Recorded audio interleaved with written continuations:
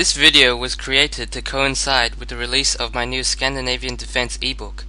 Click on more info on the right to see more information about this ebook.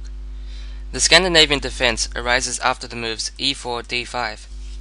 From a theoretical backwater just a couple of decades ago, the rise in popularity of the Scandinavian has been spectacular. The opening obtained the ultimate seal of approval when Vishy Anand, the current world champion, employed it in his PCA World Championship match against Garry Kasparov back in 1995. Modern advocates for the black side include Tiviakov, Kramnik and Christian Bauer, whilst pioneers included Rogers and Larsen. The move d5 aims to challenge white's center and open lines for black's queenside pieces. White almost always captures the pawn, and now black has two main moves.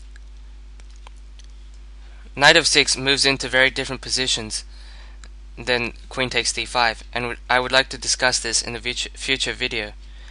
But in this video I would like to focus on queen takes d5.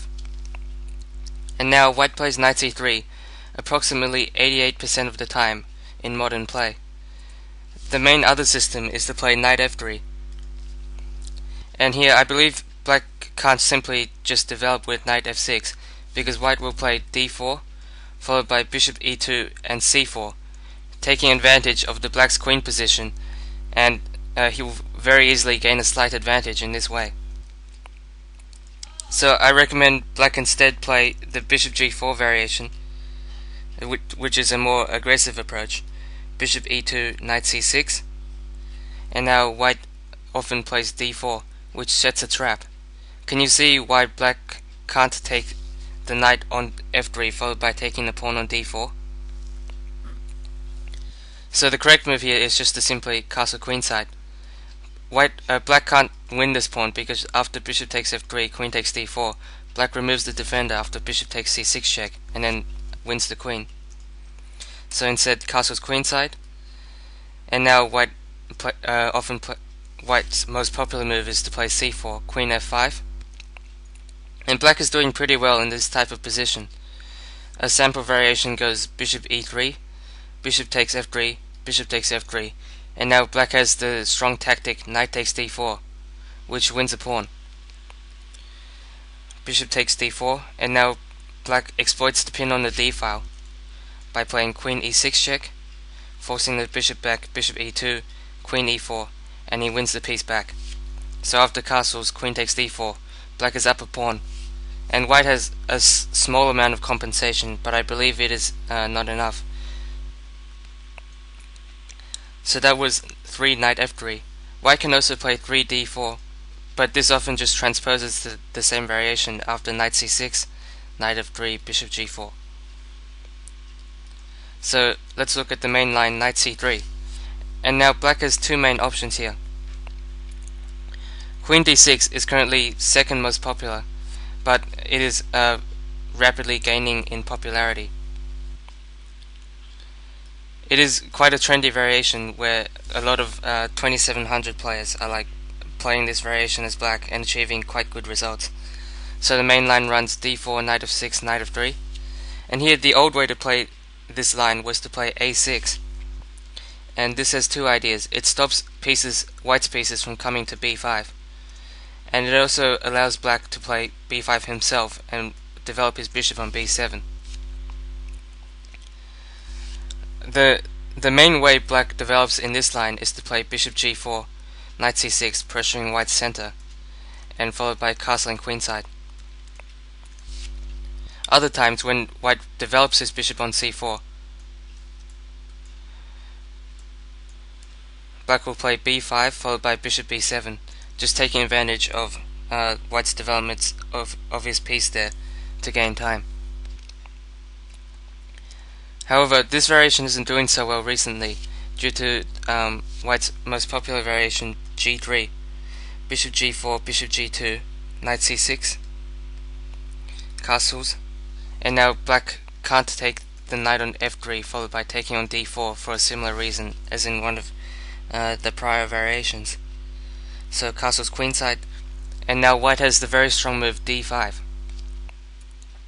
And black shouldn't take this pawn. After knight takes d5, knight takes d5, queen takes d5, queen takes d5, rook takes d5, white plays knight g5, and this is very awkward for black.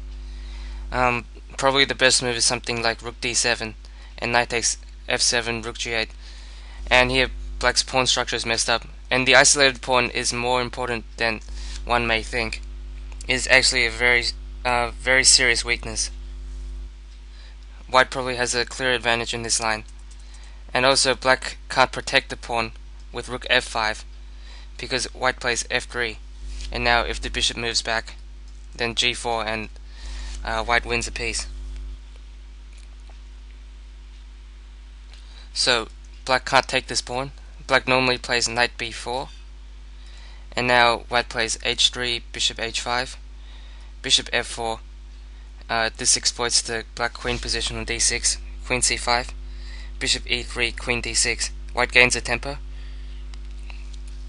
and now white is doing very well with two moves in this position, either queen e2 gambiting the d5 pawn, or g4 and followed by queen d4, and white is doing very well in this line, so it is losing popularity. Many players are now turning to the positionally based line, which is c6 back on move 5. This shows many characteristics with the main line with the queen on a5, which I will discuss later. So here white often plays g3 as well to counter this variation, but it's not as effective because when the bishop is developed on g2, it is now biting on the c6 pawn, and yeah, this totally nullifies this g3 system. So black often continues bishop g4, bishop g2, e6, castles, bishop e7, and possibly white plays bishop f4, queen d8, and after castles followed by knight bd7, black will have a very solid position, and I think he has already equalized. Many stronger players are now turning to the aggressive move knight e5. This has two potential plans. White can try to attack the queen with knight c4, and note here that the queen cannot go to b4 because after a3 the queen would be trapped.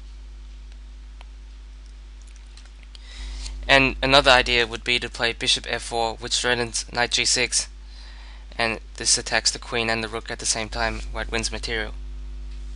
Black most often plays knight bd7,